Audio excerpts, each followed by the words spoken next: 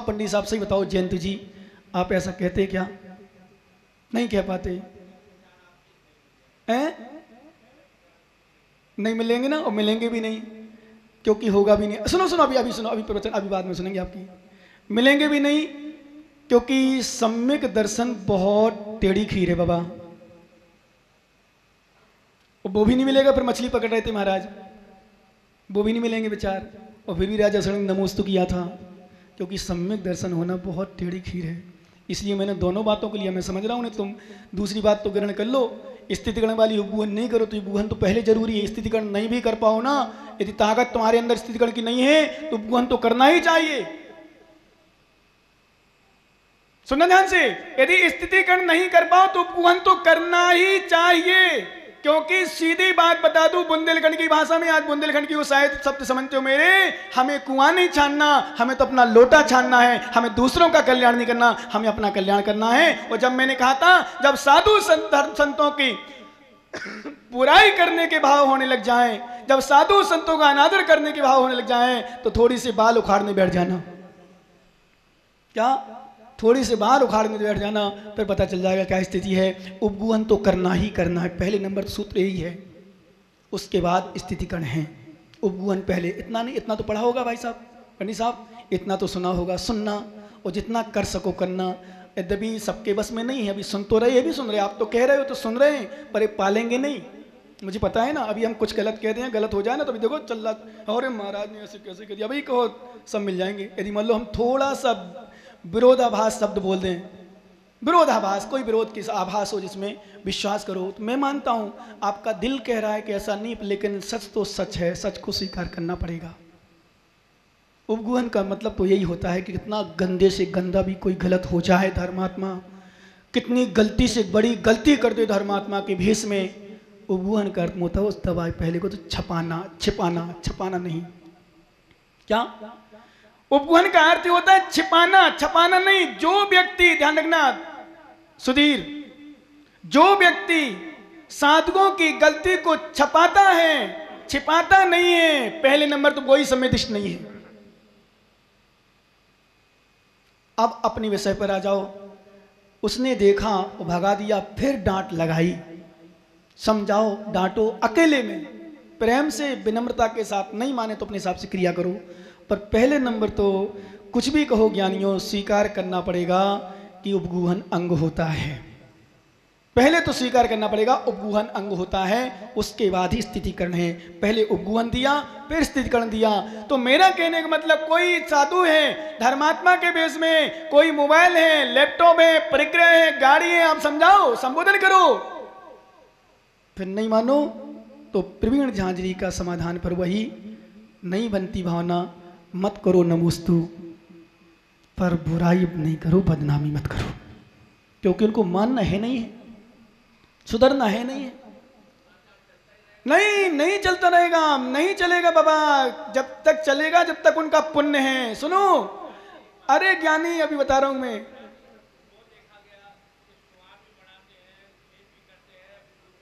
अरे सुनो सुनो सुनो, विराज जाओ 2 मिनट बैठे, अभी अभी अभी अभी बात करते हैं, आकिंचन धर्म की बात है। अरे ज्ञानी, दूसरी बात भी तो सुनो मुमुक्षु, आप तो ज्ञानी हो, ज्ञानी हो तो ज्ञान का उपयोग करो। ज्ञान का उपयोग का मतलब होता, हमने क्या कहा, सब कुछ है। सुनो, नहीं बढ़ेगा, आपके विरोध से कोई घटेगा नहीं, पहली बात तो ध्यान रखना, हमारे विरोध से घटेगा नहीं। विश्वास करो, जैसे आप हमारे सामने कह रहे हो, ऐसे इनकी गलती दिख रही, इनकी उनके सामने कहो तो हम मानेंगे पंडित जी बहुत श्रेष्ठ हैं, पर उनकी गलती हमारे सामने मत कहो। इसलिए नहीं कहो कि हमें पता ही नहीं कौन से महाराज क्या कर रहे हैं, क्योंकि हम महाराज से मिलते भी कम हैं, मिल जाए तो नमोस्तु कर लेते हैं, मिल लेते हैं, पर हम क्रियाचर्या ज़्यादा नहीं देखते। क्यों? ताकि थे जानो, और मिलती है तो कभी अर्पण वचन में कह भी देते हो। कई महाराज हमसे मिलते हैं तो कहते बोले विश्राम सागर, बड़े परिग्रह की त्याग की बात करते हो, बड़े गर्मा गर्म खाने पीने की त्याग की बात करते हो, बड़े ज्ञानी महाराज हो गए क्या? मैंने महाराज कौन सी गलती बात कह रहा हूँ ये तो बता दो मुझे। एक महाराज मिल गए थे, एक जगह नाम नहीं लूँगा मैं अब, बोले महाराज बड़े चुंट ले रहे थे, बड़ा टॉइंट कस रहे थे मेरे ऊपर।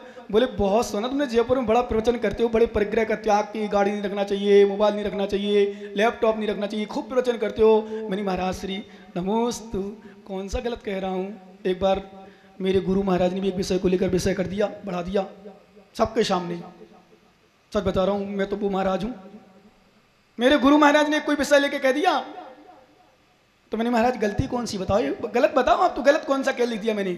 क्योंकि किसी ने बता दिया मेरी पुस्तक में कुछ विषय लिखा था, वो विषय ऐसा लिखा था कि बर्थडे, साधुओं को जन्म दिवस नहीं मनाना चाहिए।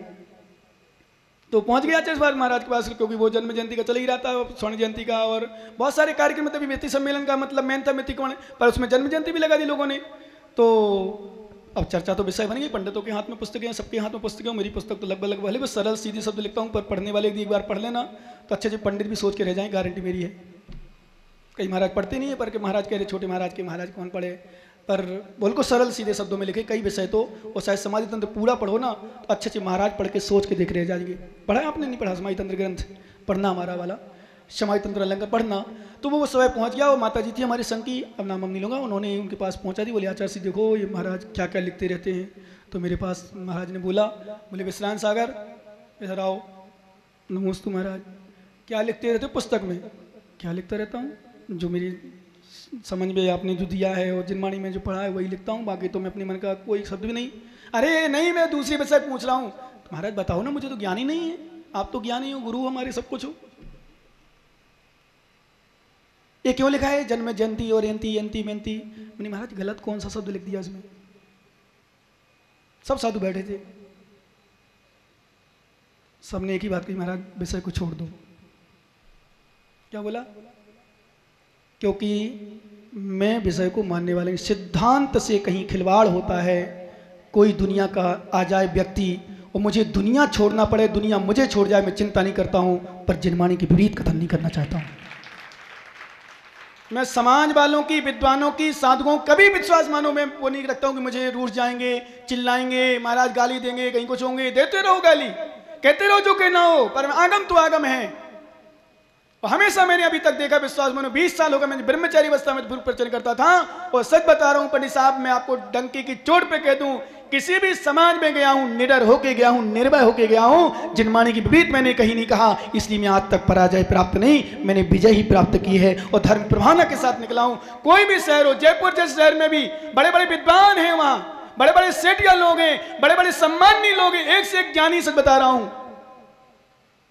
पर मैं अपनी बात पर पीछे नहीं हुआ। मैं जब अहंकार की बात कर, सम्मान की बात करता था, माला मैं मुकुट की बात करता था, कुछ लोग रूस जाते थे, पर मैं कहता था भाई रूसने का विषय कहाँ आ गया है? ये क्या होगा माइक माला मंच से? कहाँ हो गया, क्या हो गया?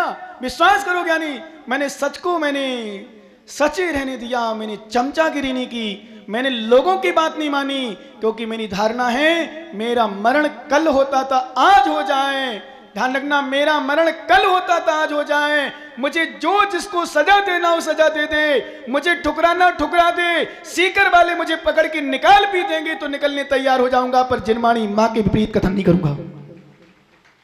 मैं कभी धर्म का, धर्मात्मा का, जिनवाणी का, गुरुओं का भी अनादर नहीं सुनूंगा, न देखूंगा। विश्वास मानो, कुछ भी करना पड़े, सच तो सच है, वो विषय अलग है। तुम कुछ भी करो, तुम्हारा विषय है, पर स्वीकार तो करो सच यही है। मेरी तो हमेशा धारणा, परिग्रह रखो रखो। महाराज से मेरा निवेदन रहता है, सबसे निवेदन रहता है, करो। मैं ब्रह्मचारी हूं, कुछ लोग सबसे कहता हूं तुम्हें जो करना करो, पर स्वीकार करो महाराज जो कह रहे सही कह रहे। नहीं, मैं कैसे सही, कैसा सही नहीं?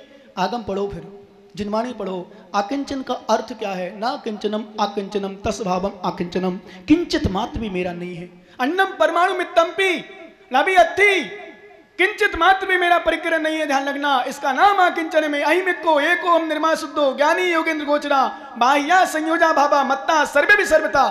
आचार्य पूज्यपाद स्वामी जो जैन जन्म नहीं लिया, शर्मा जी जैन नहीं थे, शर्मा जी थे, वो ब्राह्मण थे। कौन कौन? आचार्य भगवान पूज्यपाद स्वामी। ध्यान रखना, आचार्य भगवान पूज्यपाद स्वामी जैन नहीं थे, ब्राह्मण थे, जिन्होंने इष्टोपदेश, समाधि तंत्र, सर्वार सिद्धि और बताऊं सबसे बड़ी विशेषता पूज्यपाद स्वामी की, जिन्होंने तन को स्वस्थ रखने के लिए बात करी, वचन को शुद्ध रखने की बात करी और मन को शुद्ध करने की बात करी। 3 ग्रंथ अलग अलग लिखे हैं। मन को शुद्ध करने के लिए उन्होंने, आत्मा को शुद्ध करने के लिए समाधि तंत्र ग्रंथ अध्यात्म लिखा, वचनों की शुद्धि के लिए उन्होंने जैन व्याकरण ग्रंथ लिखा, और विश्वास करो ज्ञानी, तन को स्वच्छ रखने, स्वस्थ रखने के लिए उन्होंने कल्याणकार ग्रंथ लिखा।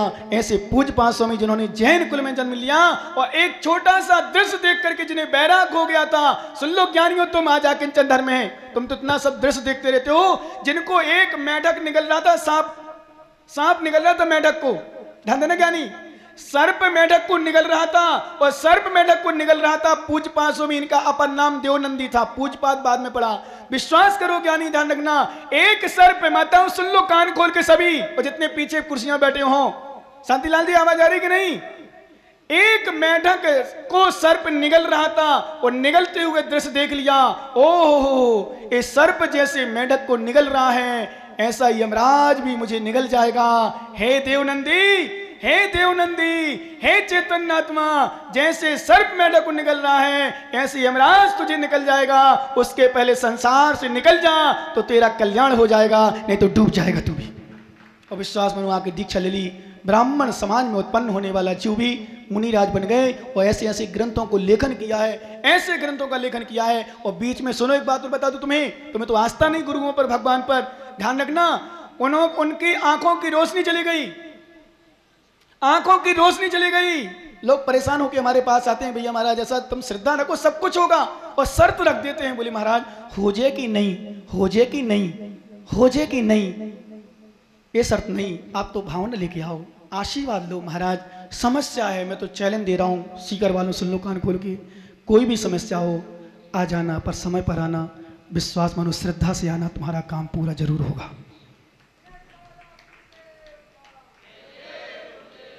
श्रद्धा रखना, बस भावना रखना। जिनके पास आ रहे हो, जिनसे कुछ, एक डॉक्टर के पास जाते हैं कितनी श्रद्धा लेके जाते हैं, एक मास्टर के पास जाते हैं कितनी श्रद्धा लेके जाते हैं, एक व्यापारी के पास जाते हैं कितनी श्रद्धा लेके जाते हैं, एक होटल में भोजन करने जाते हो भाई तो कितनी श्रद्धा लेके जाते हो।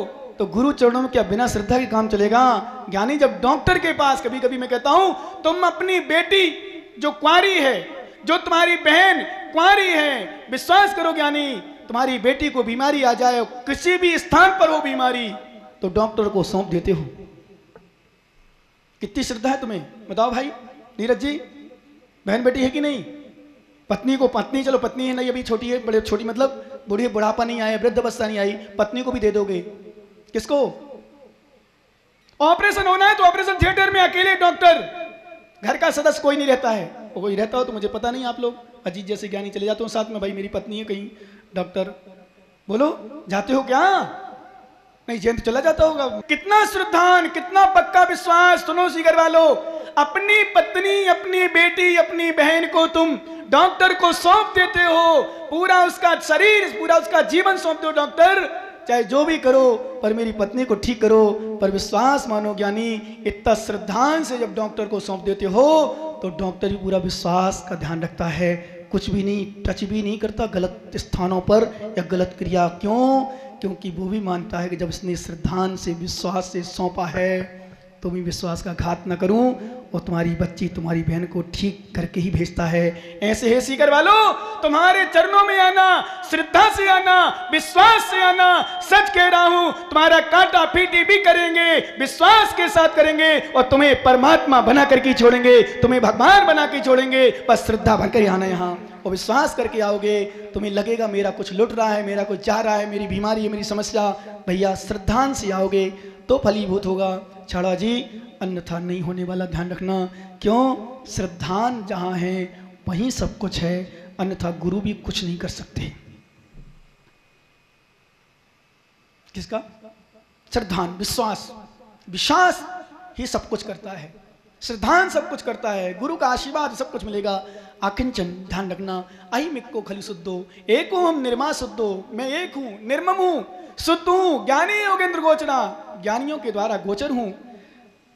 बाह्य संयोजा भावा, जितने भी बाह्य संयोजक पदार्थ हैं, मत्ता सर्वी सर्वथा, मुझसे संपूर्ण भिन्न है, मेरा कोई नहीं है। मैं एकाकी, एकत्व लिए सभी आते, और तन धन को साथी समझाता, पर ए भी छोड़। पढ़ते हो कभी कभी? कौन है साथ में, किसके साथ में आया है, कौन साथ में लाया है? एक दाना भी, एक अंश मात्र भी साथ में नहीं लाया। बताओ, मैं पूछना चाहता हूँ सीकर वालों से, सीकर वालों, तुम्हारे बच्चे का जन्म हुआ, तुमने तो अपना नहीं देखा, तुम्हें होश नहीं है, तुम्हारे बच्चों को तुमने सुना है ना, तुम्हारे बच्चे पोता पोती तुम्हारे जन्म लेते हैं, तो बताओ, मैं तुमसे पूछना चाहता हूँ भैया मोदी जी, तुम्हारा वो आया ना शिवांश, शिवांश क्या है, वो चड्डी बनियान पहन के आया होगा बढ़िया सुंदर सी, हंसो नहीं, बोलो। जब बच्चे ने जन्म लिया तो क्या तुम्हारा पोता पोती, तुम्हारा कोई बच्चा चड्डी बनियान, अंडरवियर बनियान, कोई भी सामग्री पहन के आया था, सोने चांदी के आभूषण लेके आया था क्या? वो जाएगा तब क्या ले जाएगा भाई, बोलो क्या नहीं हो अजमेरा जी, कोई जाएगा यहां से कुछ ले जाएगा क्या?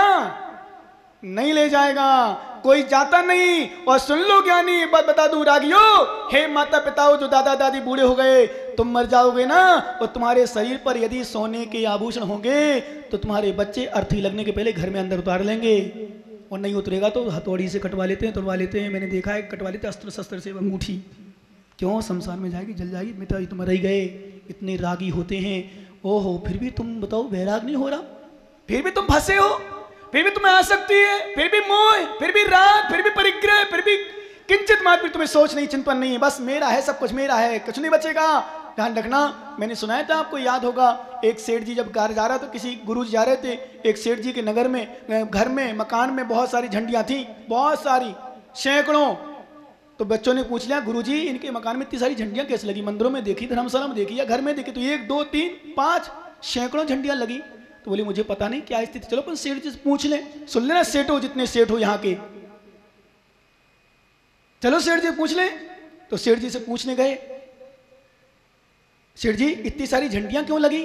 बोले पंडित साहब, गुरुजी मेरा 1 लाख कमाई होती है तो मैं एक झंडी लगा देता हूं, इतनी सारी झंडियां 1-1 लाख कमाई की प्रतीक हैं। अच्छा, तो पंडित जी ने कुर्ता पैजामा पहने थे, उन्हें निकाला और एक सुई निकाल के दी, बोले सेठ जी रखो इसको। बोले क्या करूंगा इसकी? बोले इसको सुरक्षित रख लो। बोले क्या करूंगा आगे? बोले मुझे अगले भाव में दे देना। कब दे देना? अगले भाव में दे देना। ओहो, अगले भाव में सेठ जी ने सुना, अगले भाव में सेठ जी सुई तो छोड़ो, इस सुई की नोक भी नहीं ले जाएंगे। अरे बोले गुरुजी, बोले सेठ जी जब सुई की नोक नहीं ले जाओगे तो क्या करोड़ों अरबों का माल ले जाओगी क्या, जो तुमने इतनी सारी झंडियां लगा के इतना कमा के रख लिया? दान करो, पुण्य करो, पूजा करो, विश्वास मानो ज्ञानी। सेठ की आंखें खुल गई, जब सुई की नोक के दाने बराबर मेरा साथ कुछ नहीं जाने वाला तो इतना परिग्रह कहां जाने वाला?